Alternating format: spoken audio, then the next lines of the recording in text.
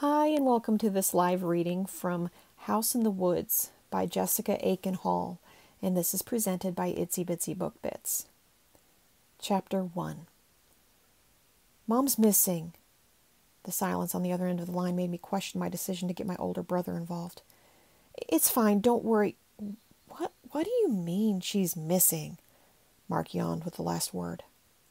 It's nothing really. Don't worry about it. I know you're busy. I closed my eyes to hold back the tears. Molly, knock it off. You can't call me in the middle of the night and say shit like that and then say not to worry. I'm 12 hours away. It's morning, Mark. We're in the same time zone. Forget about it. Sorry. Guess it was a long night. I'll be there as soon as I can. Wait. She's probably fine. She's done this before. What do you mean? This is the first I've heard of it. What's going on up there? She's sick. Sick, like with the flu? No, like with dementia. It's not a big deal. She always comes back. I'm sorry I bothered you. Molly, I'm on my way. Call my cell if anything happens. My body shook with emotion. It's been years since I've seen Mark, since any of us have. Dad told me not to call, but I don't think I could live with myself if we'd lost her and he didn't get a chance to say goodbye. She was his mother, too. I wiped my eyes dry with the sleeve of my favorite sweatshirt. I'd waited my entire life to be able to wear a university logo and have it mean something. In just a couple more years, I'd be able to say I did it when I walked across the stage and received my diploma. Then maybe Dad will be proud of me. I shook my hands at my sides and took a look in the mirror hanging in the entryway. My emerald green eyes stared back at me. Who are you? The feeling of not belonging was never too far away. This wasn't the time for self-pity, not when Mom needed me. I grabbed my keys and got into my silver Ford Focus to start the search. I loathed this car, but my parents were still making payments on it, my high school graduation present. At least it started today. Dad never wanted to get the police involved. He said they'd have to put her in a home if they knew she wasn't safe. I couldn't imagine her being a prisoner in one of those places, but this time was different. She'd been gone almost 2 days. The last few times she'd returned within a few hours. As I drove through the quiet streets of our neighborhood, I was grateful summer was on the way. There was no way she would be able to survive out here this long in the bitterness of Vermont winters. The smell of lilacs reached my nose as I peered out the window. The beautiful purple blossoms always brought hope with them, a signal of summer vacation and longer nights. 2 of my favorite things. 2 hours of driving around in circles was all I could take before I needed to get out of my car and stretch. The sinking feeling of what was to come was all I could focus on. I wasn't ready to lose Mom. Not yet, and not this way.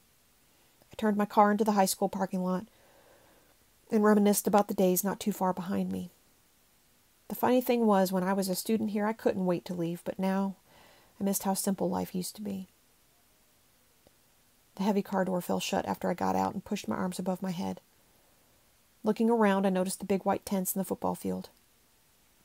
Graduation was only a few days away.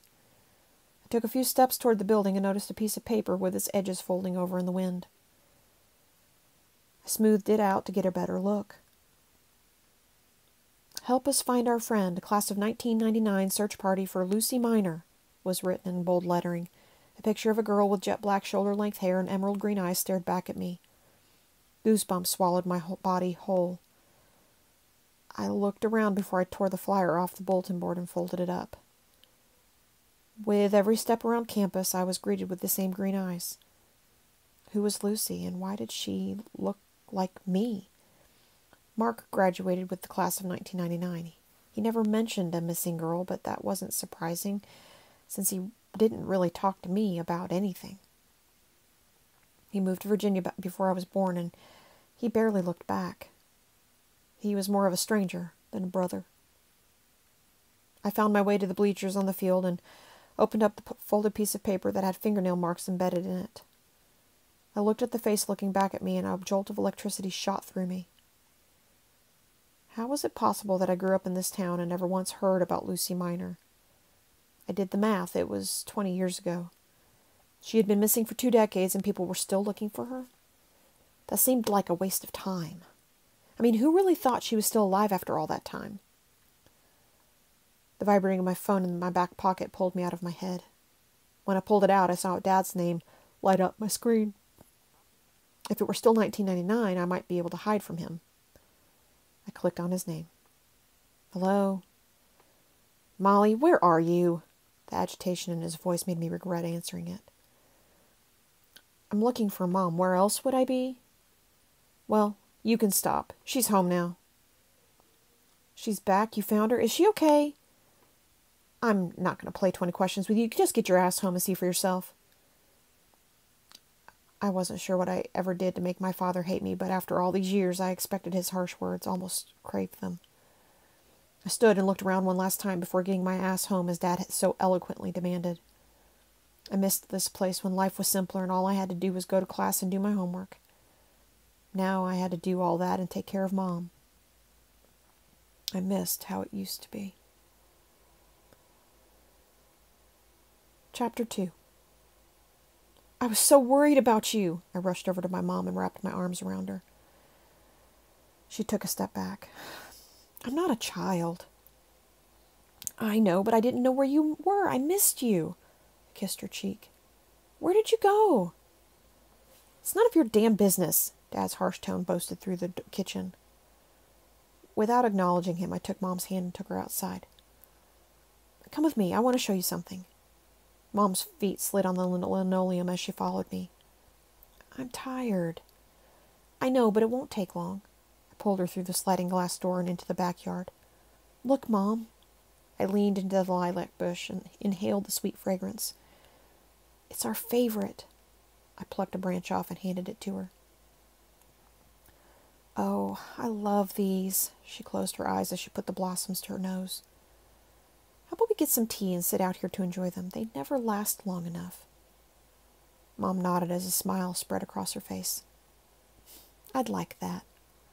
She followed me back to the kitchen and placed the lilac sprig into a glass of water while I made our tea. I handed her a cup and we headed back outside where we sat at the picnic table. I'm glad you're back. I took a sip of tea. I was really worried about you. I know. She dropped her head. I got kind of lost. Where were you going? I'm not supposed to say. Her eyes wandered back to the lilacs. But it's beautiful there. I'd love to go with you next time. I scooted closer to her on the bench and rested my head on her shoulder. I missed the time we used to spend together.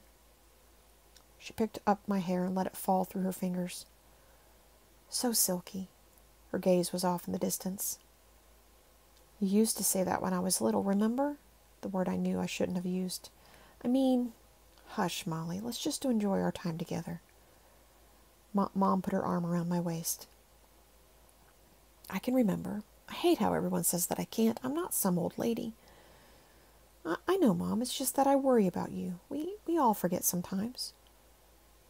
Yes, but not everyone gets lost. She dropped her head on my shoulder. I wasn't lost, though. I knew right where I was going. Where? She lifted her head and her eyes darted around the yard. I'm not supposed to say. Her voice was barely above a whisper. It's okay. You can tell me. I matched her volume. The house in the woods. Mom put her finger to her lips as she looked behind me. Is that where you stayed, in the house? No, I can't tell you. He'll be mad. She put the cup to her lips. I won't tell, I promise. What the hell are you two doing out here? Dad's arrogant voice made me about fall off the bench. We're enjoying the sunshine. Mom gave me a squeeze. The lilacs are out. Well, someone needs to start making some food. I'm starving. The door slammed closed. He's a good man. He just gets angry. That's all. Mom tried to fix the situation like she always did. Yeah, he's a peach. Got off the bench and took my mug. Come on, we should go make the king his lunch. Molly, you know he's a good man. I know you know it. I know. Except I didn't. I didn't have one memory of him being a good man. He was always at work or the bar. What kind of father and husband did that? Not a good one, that's for sure. Come on, Mom, let's go make some of your famous grilled cheese sandwiches. Oh, that sounds like a good idea. Now I'm even hungry. She laughed as the door closed behind her. The kitchen was the only place Mom still seemed like Mom. She hadn't forgotten many of her recipes, and being productive seemed to give her purpose. She always loved cooking. Most of my memories growing up took place in this kitchen. I grabbed the bread, butter, and cheese out of the refrigerator and put them on the counter in front of her. Let me get the pan. I turned around to see it already on the stove. You beat me to it. Guess I'm good for something. Mom wiped her hands on her jeans. That's not true, Mom. You're good at everything. Put my hand on the middle of her back. She let it rest there for a few seconds before she pushed it off. Molly, I'm not stupid. I know I'm not the same. Moments of clarity came less and less these days. It was heartbreaking to watch the Mom I knew slip away. You're right. You're not stupid. You're sick. It's not your fault. I opened the bag of bread to try to avoid the conversation we'd been having the last few months. I know. I hate it. Mom took the slices of bread from me and started to butter them. I wish there was some way to make it stop. I wish I didn't have to forget all of the important stuff. Isn't there a pill or something you can take to help slow things down? I knew the answer, but I hoped she'd agree to take it if it seemed like a new idea. Molly, I said I'm not stupid. I know what you're doing. Then why don't you take it, if it could help? Because you and I both know the pharmaceutical companies are only after our money. They don't care if they help me or not. I don't want to put poison into my body, not when there's no evidence it will work. The bread sizzled as it hit the hot pan. But, Mom, what do you have to lose? You'd want your patients to take it if it helped them. I don't have patience. She layered the cheese onto the bread. Not anymore. But when you did, you would have wanted them to take something that would have helped them. I heard you were one of the best nurses on the unit. Molly, it's not going to happen. You and I both know there's no use. Okay, Mom, I'll drop it. I took plates out of the cabinet and opened a bag of barbecue chips, Dad's favorite, in hopes he might calm down enough to be civilized. Smoke filled the kitchen. Mom stood over the sandwiches as she stared off into the distance, oblivious to the fact she was still making lunch. I turned off the burner and took the pan off the hot surface to stop the smoke from spreading. I didn't say anything. What was the point? It would just upset her. Jesus Christ, Catherine, where the hell are you? What the hell are you doing? Dad stood in the doorway and waved the smoke away from his face. Why can't you just pay attention? Dad's remark pulled Mom back to us. Oh, I'm sorry. I was just... Yeah, you're always just something. Maybe you should stay away from the stove, huh? How about that? He plopped himself down at the table and dumped some chips onto his plate. Just don't want you to burn the damn house down. Mom rushed past me. Why don't you just shoot me? Way to go, Dad. I followed after Mom to try to calm her down. She never used to be this emotional. It was like she was a totally different person. The doctor warned us this could happen. Her bedroom door was locked. Mom, can I come in? With my head against the door, I listened. I could hear her crying and imagined her in a heap on the bed. Mom, I placed my hand on the wood that separated us. I just want to see you. I promise I won't say anything. The floor creaked before the doorknob turned. Come on. She scanned the hallway behind me and pulled me in before she closed the door and locked it. Are you okay? I stopped myself from asking everything I wanted to know when I remembered my promise. Sat on the bed and looked around the room. Clothing was tossed all over the place. I'd never seen their room in this state before. I've got to get out of here, Mom whispered as she stuffed clothing into a suitcase. Mom, you just got back. Where are you going? She paused and looked at me. I can't tell you. He'll find me. Who will? I got off the bed and put my hand on her back. Mom, you're safe here. You don't have to go anywhere. She pushed my hand off of her and dropped her belongings. You're right. She pushed the bag off the bed and sat down. I don't know what I was thinking. She put her face in her hands.